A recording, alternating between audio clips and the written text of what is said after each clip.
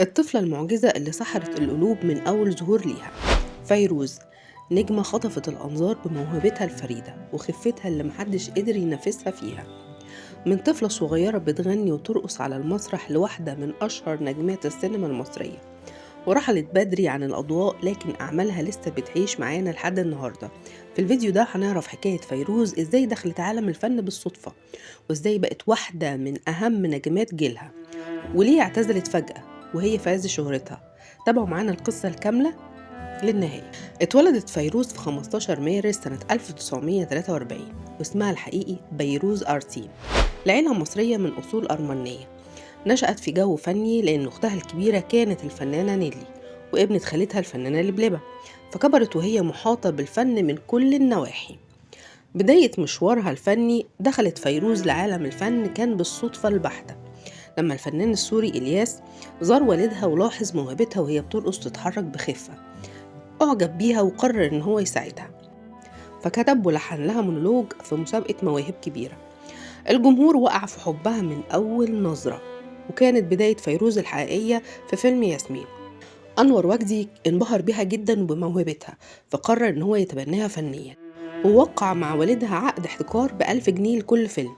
شاركت فيروز في مجموعة كبيرة جدا من الأفلام وكانت كلها ناجحة جدا، لكنها قررت الاعتزال بدري وهي عندها 19 سنة.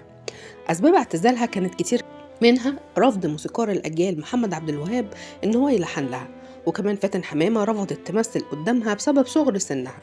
ده غير إن والدها ما جددش عقد الاحتكار مع أنور وجدي. ومن أشهر أفلامها فيلم الحرمان، دهب، عصافير الجنة، إسماعيل ياسين للبيع، وأيام السعيدة، وإسماعيل ياسين طرزان، وأفلام كتير جدا. وكان آخر أفلامها فيلم بفكر في اللي نسيني سنة 1959.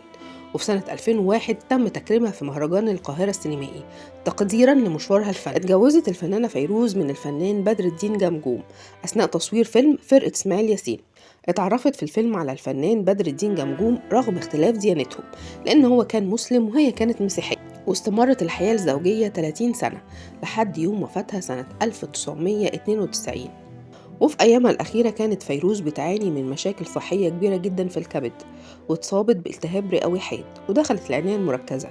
ويوم 30 يناير سنة 2016 رحلت عن عالمنا عن عمر 72 سنة، واتدفنت في مدافن الأرمن المسيحيين. صلوا عليها الجنازة في كنيسة الأرمن الأرثوذكس بأرض الجولف، لكن المدهش جدا إن العزاء اتعمل في كنيسة وكمان في مسجد الحميدية الشاذلية، وكانت أول وآخر فنانة مسيحية يتعمل لها عزاء في مسجد.